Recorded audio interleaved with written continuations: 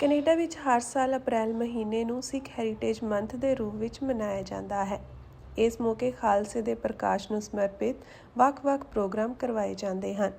ਇਸ ਸਾਲ ਵੀ ਬਰੈਂਪਟਨ ਵਿੱਚ ਸਿੱਖ ਹੈਰੀਟੇਜ ਮੰਥ ਫਾਊਂਡੇਸ਼ਨ ਵੱਲੋਂ peel art gallery museum and archive ਨਾਲ ਮਿਲ ਕੇ ਸਿੱਖ ਇਤਿਹਾਸ ਨੂੰ ਸਮਰਪਿਤ ਬਾਗੀ ਜਾਂ ਬਾਦਸ਼ਾਹ ਐਗਜ਼ੀਬਿਸ਼ਨ ਲਗਾਈ ਗਈ।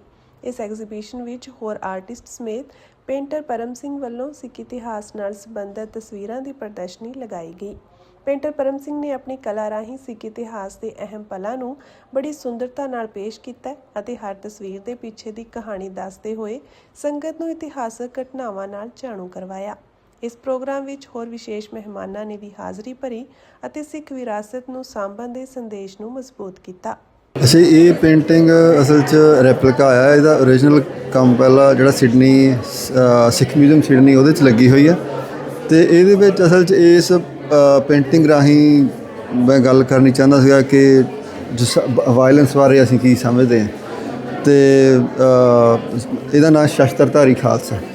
ਸੋ ਜਨਰਲੀ ਸਪੈਸ਼ਲੀ ਵੈਸਟਰਨ ਮੁਲਕਾਂ ਦੇ ਵਿੱਚ ਵਾਇਲੈਂਸ ਨੂੰ ਸਿਰਫ ਨੈਗੇਟਿਵ ਪੱਖ ਤੋਂ ਹੀ ਦੇਖਿਆ ਜਾਂਦਾ, ਭਾਵੇਂ ਕਿ ਕਿਉਂਕਿ ਸ਼ਾਇਦ ਇਹ ਆਪ ਹਮੇਸ਼ਾ ਓਪਰੈਸਰ ਵਾਂਗੂ ਵਿਚਰਦੇ ਆ ਸ਼ਾਇਦ ਉਹਦੇ ਕਰਕੇ। ਪਰ ਜਿਹੜਾ ਗੁਰੂ ਸਾਹਿਬ ਨੇ ਖਾਲਸਾ ਪ੍ਰਗਟ ਕੀਤਾ ਉਹ ਗੁਰੂ ਸਾਹਿਬ ਨੇ ਬਿਲਕੁਲ ਵੱਖਰਾ ਖਿਆਲ ਦਿੱਤਾ। ਉਹਨਾਂ ਨੇ ਜੋ ਤਲਵਾਰ ਜੋ ਸ਼ਸਤਰ ਪਹਿਲਾਂ ਵਰਤਿਆ ਜਾਂਦਾ ਸੀਗਾ ਉਹਨੂੰ ਨਵਾਂ ਨਾਂ ਦਿੱਤਾ, ਜਿਹਦੇ ਨਾਲ ਉਹਦੀ ਸਾਰੀ ਵਿਆਖਿਆ ਬਦਲ ਗਈ। ਅਤੇ ਸਾਨੂੰ ਗੁਰੂ ਸਾਹਿਬ ਨੇ ਦੱਸਿਆ ਕਿ ਵਾਇਲੈਂਸ ਦਾ ਨਹੀਂ ਮਸਲਾ ਹੈ, ਵਾਇਲੈਂਸ ਪਿਛਲੇ ਰੀਜ਼ਨ ਦਾ ਮਸਲਾ ਹੈ।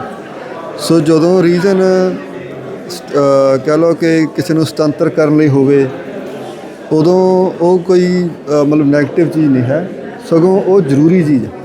ਹਾਂਜੀ, ਇਹ ਪੇਂਟਿੰਗ ਬਾਬਾ ਬੰਦਾ ਸਿੰਘ ਬਹਾਦਰ ਹੋਣਾ ਨੇ ਜੋ ਚੱਪੜਚਿੜੀ 'ਚ ਜੰਗ ਲੜਿਆ, ਉਹਨਾਂ ਨੇ ਅਗਵਾਈ ਕੀਤੀ ਸੀ, ਉਹਦੇ ਬਾਰੇ ਹੈ। ਇਹਦੇ ਵਿੱਚ ਕੀ ਸੀਗਾ ਕਿ ਦੁਪਹਿਰ ਤੱਕ ਸਿੰਘ ਲੜਦੇ ਇਹ ਸਿਚੁਏਸ਼ਨ ਬਣ ਗਈ ਕਿ ਵਜ਼ੀਰ ਖਾਨ ਕੋਲ ਜਿਹੜਾ ਫੌਜੀ ਹਮਲਾ ਫੈਲਾ ਉਹ ਵੱਧ ਸੀਗਾ ਅਤੇ ਉਹ ਥੋੜ੍ਹਾ ਡੋਮੀਨੇਟ ਕਰਨ ਲੱਗ ਗਿਆ। ਤਾਂ ਭਾਈ ਬਾਜ ਸਿੰਘ ਹੋਣੀ ਬਾਬਾ ਬੰਦਾ ਸਿੰਘ ਬਹਾਦਰ ਜਿਹੜੇ ਇੱਕ ਉੱਚੇ ਥਾਂ 'ਤੇ ਬੈਠੇ ਜੰਗ ਨੂੰ ਦੇਖ ਰਹੇ ਸੀਗੇ, ਉਹਨਾਂ ਕੋਲ ਆਏ ਅਤੇ ਉਹਨੇ ਕਿਹਾ ਵੀ ਹੁਣ ਤੁਸੀਂ ਆਓ ਵਿੱਚ, ਕਿਉਂਕਿ ਉਹਨਾਂ ਦੀ ਅਗਵਾਈ ਸੀ।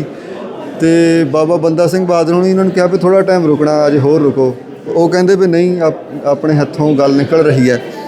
ਅਤੇ ਫਿਰ ਬਾਬਾ ਬੰਦਾ ਸਿੰਘ ਬਹਾਦਰ ਹੋਣੀ ਅਰਦਾਸ ਕੀਤੀ ਗੁਰੂ ਸਾਹਿਬ ਅੱਗੇ, ਅਤੇ ਪੰਥ ਪ੍ਰਕਾਸ਼ 'ਚ ਆਉਂਦਾ ਕਿ ਹੱਸ ਬੰਦੇ ਘੋੜੋ ਮੰਗਿਓ ਕਹਿ ਮਾਲਕ ਪਹੁੰਚਿਓ ਆਏ, ਮਾਰੋ ਲੇਵੋ ਲੂਟ ਕੇ ਦਇਓ ਸੋ ਤੀਰ ਚਲਾਏ। ਉਹਨਾਂ ਜਿਹੜੇ ਗੁਰੂ ਸਾਹਿਬ ਨੇ 5 ਤੀਰ ਦਿੱਤੇ ਸੀਗੇ, ਉਹਨਾਂ ਵਿੱਚੋਂ ਇੱਕ ਤੀਰ ਉੱਥੇ ਚਲਾਇਆ।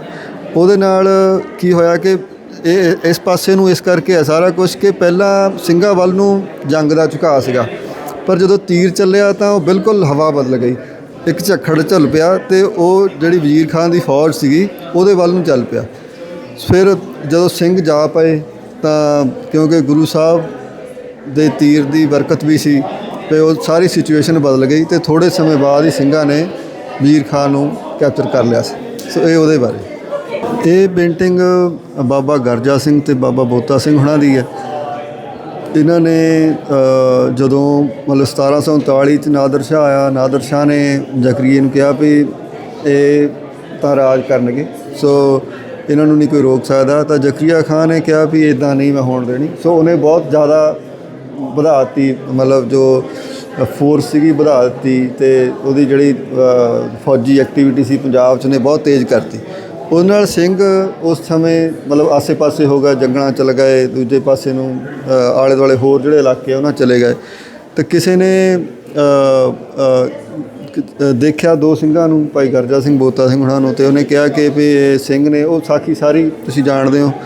ਅਤੇ ਉਹਨੂੰ ਫਿਰ ਜਦੋਂ ਇਹਨਾਂ ਨੇ ਗੱਲ ਸੁਣੀ ਕਿ ਇਹ ਕਿਹਾ ਜਾ ਰਿਹਾ ਹੈ ਕਿ ਸਿੰਘ ਮੁੱਕ ਗਏ, ਤਾਂ ਉਹਨਾਂ ਨੇ ਫਿਰ ਜੋ ਰਾਜ ਦਾ ਕਹਿ ਲਓ ਜੋ ਜਿਸ ਤਰ੍ਹਾਂ ਰਾਜ ਚੱਲਦਾ ਹੀ ਹੈ ਕਿ ਸਟੇਟ ਹੈ ਉਹ ਕਰ ਵਸੂਲ ਕਰਦੀ ਹੈ ਅਤੇ ਲੋਕਾਂ ਨੂੰ ਉਹਦੇ ਬਦਲੇ ਸੁੱਖ ਸਹੂਲਤਾਂ ਦਿੰਦੀ ਹੈ, ਜਾਂ ਜੋ ਸਾਰਾ ਗਵਰਨੈਂਸ ਦਾ ਸਿਸਟਮ ਚੱਲਦਾ, ਤਾਂ ਉਹਨਾਂ ਨੇ ਨਾਕਾ ਲਾ ਲਿਆ ਅਤੇ ਕਰ ਵਸੂਲ ਕਰਨਾ ਸ਼ੁਰੂ ਕਰ ਦਿੱਤਾ।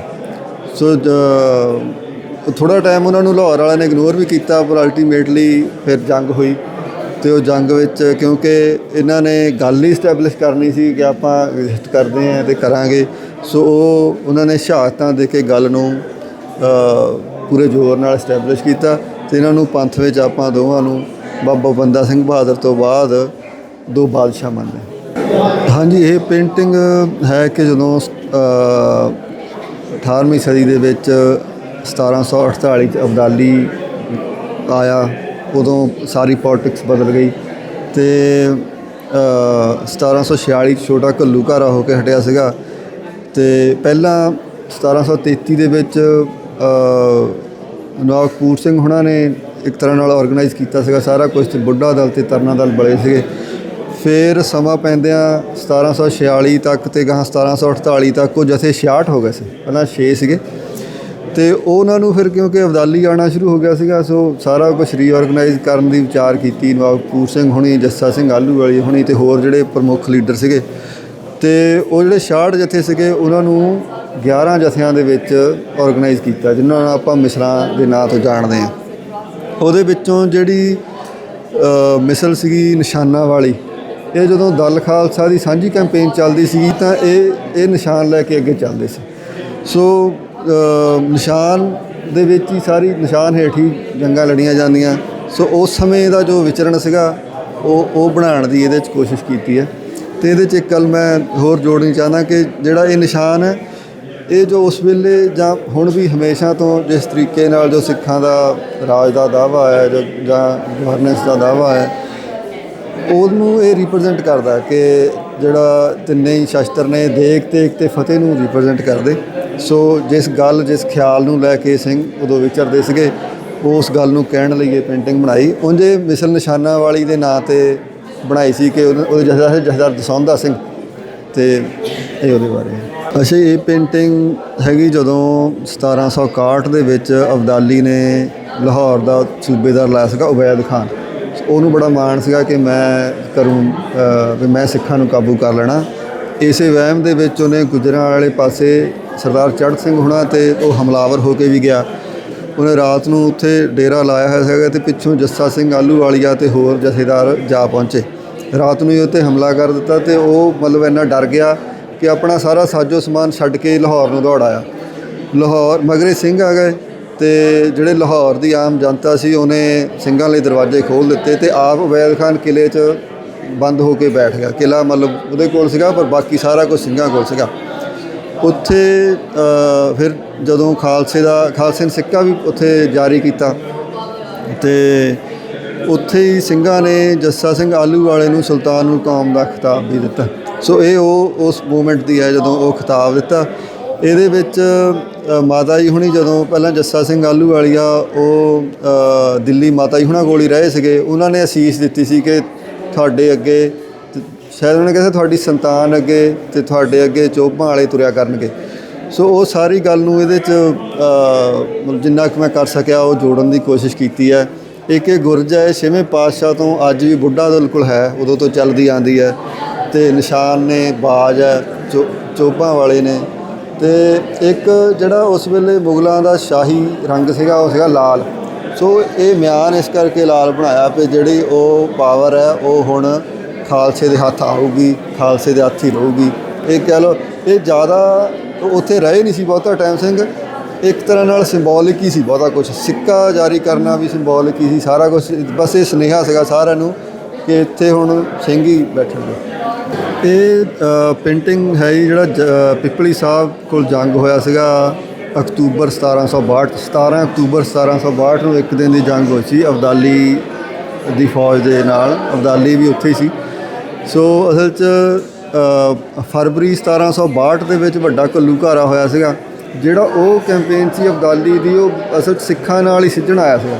ਜਿਹੜੀ ਆਪਾਂ ਪਿਛਲੀ ਪੇਂਟਿੰਗ ਦੀ ਗੱਲ ਕੀਤੀ ਹੈ 1761 ਦੇ ਵਿੱਚ, ਉਦੋਂ ਬਾਅਦ ਜਿਹੜੇ ਅਬਦਾਲੀ ਦੇ ਸੀਗੇ ਕਹਿ ਲਓ ਵੀ ਅਫਸਰ ਉੱਥੇ ਲਾਏ ਹੋਏ, ਉਹਨਾਂ ਨੇ ਅਬਦਾਲੀ ਨੂੰ ਕਿਹਾ ਵੀ ਜਿਹੜਾ ਮਰਹੱਟਿਆਂ ਵਾਲੀ ਮੁਗਲਾਂ ਵਾਲੀ ਥ੍ਰੈਟ ਤਾਂ ਅਬਦਾਲੀ ਨੇ ਡੀਲ ਕਰ ਲਈ ਸੀ। ਸੋ ਉਹਨੂੰ ਸੀਗਾ ਕਿ ਮੈਂ ਹੁਣ ਸਿੱਖ ਨਹੀਂ ਉੱਠਣ ਦੇਣੇ, ਤਾਂ ਹੀ ਉਹ ਫਿਰ ਘੱਲੂਘਾਰਾ ਵਾਪਰਿਆ। ਉਹ ਘੱਲੂਘਾਰੇ ਤੋਂ ਬਾਅਦ ਮਤਲਬ ਜਨਰਲੀ ਜਿਹੜੀ ਆਪਾਂ ਗੱਲ ਕਰਦੇ ਕਿ 8 ਮਹੀਨਿਆਂ ਬਾਅਦ ਹੀ ਸਿੰਘਾਂ ਨੇ ਹਮਲਾ ਕਰਤਾ, ਸਿੰਘਾਂ ਨੇ ਅਬਦਾਲੀ ਹਰਾ ਦਿੱਤਾ। ਪਰ ਫਰਵਰੀ ਦੇ ਵਿੱਚ ਘੱਲੂਘਾਰਾ ਹੋਇਆ ਅਤੇ ਅਪ੍ਰੈਲ ਦੇ ਵਿੱਚ ਹੀ ਸਿੰਘਾਂ ਨੇ ਮਲੇਰਕੋਟਲਾ ਅਤੇ ਰਾਏਕੋਟ ਉਹ ਦੋਵਾਂ ਥਾਵਾਂ ਦੇ ਜਿਹੜੇ ਸੀਗੇ ਘੱਲੂਘਾਰੇ ਦੇ ਵਿੱਚ ਅਬਦਾਲੀ ਦੇ ਨਾਲ ਹੋ ਕੇ ਲੜੇ, ਭੀਖਣ ਖਾਂ ਅਤੇ ਇੱਕ ਦੂਜਾ ਹੋਰ, ਉਹ ਸੋਧ ਲਏ ਸੀਗੇ। ਅਤੇ ਉਦੋਂ ਬਾਅਦ ਮੈਨੂੰ ਲੱਗਦਾ ਮਈ ਦੇ ਵਿੱਚ ਸਰਹਿੰਦ 'ਤੇ ਵੀ ਹਮਲਾ ਹੋਇਆ ਸੀਗਾ, ਜਿਹਦੇ ਵਿੱਚੋਂ ਜਿਹੜਾ ਉੱਥੇ ਉਸ ਵੇਲੇ ਹੁਕਮਰਾਨ ਸੀਗਾ ਜ਼ੈਨ ਖਾਨ, ਉਹ 50,000 ਰੁਪਈਆ ਨਜ਼ਰਾਨਾ ਦੇ ਕੇ ਛੁੱਟਿਆ ਸੀਗਾ। ਸੋ ਉਦੋਂ ਬਾਅਦ ਅਕਤੂਬਰ 'ਚ ਫਿਰ ਇਹ ਫੁੱਲ ਫਲੈਜ ਜੰਗ ਹੋਈ ਸੀ। ਕੁਛ ਇਤਿਹਾਸਕਾਰ ਇਹਦੇ ਤੋਂ ਮੁੱਕਰਦੇ ਵੀ ਹੈ, ਕਿਉਂਕਿ ਉਹਨਾਂ ਨੂੰ ਲੱਗਦਾ ਕਿ ਇਹ ਕਿੱਦਾਂ ਪੋਸੀਬਲ ਹੈ ਕਿ ਉਹ ਐਡੀ ਬੜੀ ਤਾਕਤ ਸੀ। ਸੋ ਪਰ ਉਹਦੇ ਬਹੁਤ ਜ਼ਿਆਦਾ ਐਵੀਡੈਂਸ ਨੇ ਕਿ ਜੰਗ ਵਾਪਰੀ, ਅਤੇ ਉਹ ਕਿਉਂਕਿ ਰੋਹ ਬਹੁਤ ਸੀਗਾ ਸਿੰਘਾਂ ਦੇ ਅੰਦਰ, ਅਤੇ ਉਹ ਫਿਰ ਰੋਹ ਦਿਖਾਲਣ ਦੀ ਜਾਂ ਉਹ ਜ਼ੋਰ ਦਿਖਾਲਣ ਦੀ ਇਹਦੇ 'ਚ ਕੋਸ਼ਿਸ਼ ਕੀਤੀ ਹੈ ਵੀ ਕਿਸ ਮਤਲਬ ਕਿੰਨਾ ਜ਼ਿਆਦਾ ਉਸ ਵੇਲੇ ਸਿੰਘ, ਕਿਉਂਕਿ ਅਬਦਾਲੀ ਨੇ ਜੋ ਘੱਲੂਘਾਰਾ ਹੋਇਆ ਉਹ ਤਾਂ ਹੋਇਆ, ਅਬਦਾਲੀ ਨੇ ਉਦੋਂ ਬਾਅਦ ਦਰਬਾਰ ਸਾਹਿਬ ਦੀ ਬੇਅਦਬੀ ਵੀ ਕੀਤੀ ਸੀ।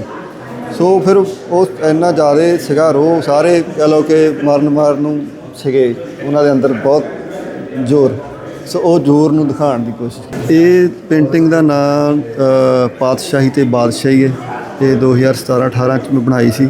ਸੋ ਇਹਦੇ ਵਿੱਚ ਜੋ ਗੁਰੂ ਸਾਹਿਬ ਨੇ ਜਦੋਂ ਦੱਖਣ ਤੋਂ ਬਾਬਾ ਬੰਦਾ ਸਿੰਘ ਬਹਾਦਰ ਨੂੰ ਪੰਜਾਂ ਸਿੰਘਾਂ ਦੀ ਤਾਬਿਆ ਤੋਰਿਆ, ਉਸ ਵੇਲੇ ਗੁਰੂ ਸਾਹਿਬ ਨੇ ਅਸਲ 'ਚ ਜਿਹੜੀ ਜੋ ਸਿੱਖ ਪੋਲੀਟਿਕਸ ਹੈ ਉਹਦੀਆਂ ਜਿਹੜੀਆਂ ਦੋਵੇਂ ਧਾਰਾਵਾਂ ਨੇ, ਜਿਹਦੇ ਵਿੱਚ ਬਾਦਸ਼ਾਹੀ ਹੈ ਜੋ ਗਵਰਨੈਂਸ ਦਾ ਦਾਅਵਾ ਹੈ, ਅਤੇ ਪਾਤਸ਼ਾਹੀ ਹੈ ਜੋ ਅਕਾਲੀ ਗੁਰੂ ਖਾਲਸਾ ਪੰਥ ਦੀ ਹੈ। ਸੋ ਉਸ ਗੱਲ ਨੂੰ ਦਿਖਾਉਣ ਦੀ ਇਹਦੇ 'ਚ ਕੋਸ਼ਿਸ਼ ਕੀਤੀ ਸੀ। ਅਤੇ ਜਿਹੜਾ ਇਹਦੇ ਵਿੱਚ ਅਕਾਲੀ ਸਿੰਘ ਕੋਲ ਨਿਸ਼ਾਨ ਹੈ ਉਹ ਜ਼ਮੀਨ ਤੋਂ ਉੱਚਾ ਹੈ ਅਤੇ ਸਿੱਧਾ ਹੈ। ਜਿਹੜਾ ਮਨਜੀਤ ਸਿੰਘ ਦੇ ਹੱਥ 'ਚ ਨਿਸ਼ਾਨ ਹੈ ਉਹ ਜ਼ਮੀਨ 'ਤੇ ਲੱਗਿਆ ਹੋਇਆ ਅਤੇ ਉਹਦੇ ਵੱਲ ਝੁਕਿਆ ਹੋਇਆ, ਕਿ ਜਿਹੜਾ ਸਾਡਾ ਪਾਤਸ਼ਾਹੀ ਦਾ ਦਾਅਵਾ ਹੈ, ਉਸ ਦਾਅਵੇ ਜਿਹਦਾ ਸੈਂਟਰ ਅਕਾਲ ਤਖਤ ਸਾਹਿਬ ਹੈ, ਉਹਦੇ ਤਹਿਤ ਸਾਡੀ ਜੋ ਦੁਨੀਆਦਾਰੀ ਦੇ ਉੱਤੇ ਬਾਦਸ਼ਾਹਤ ਹੈ ਉਹ ਚੱਲਦੀ ਹੈ, ਅਤੇ ਇਸੇ ਕਰਕੇ ਉਹ ਇੰਨੀ ਜ਼ਿਆਦਾ ਨਿਆਂਕਾਰੀ ਹੈ। ਅਤੇ ਇਹ ਉਸ ਪਾਤਸ਼ਾਹੀ ਅਤੇ ਬਾਦਸ਼ਾਹੀ ਦੇ ਖਿਆਲ ਨੂੰ ਦੱਸਣ ਲਈ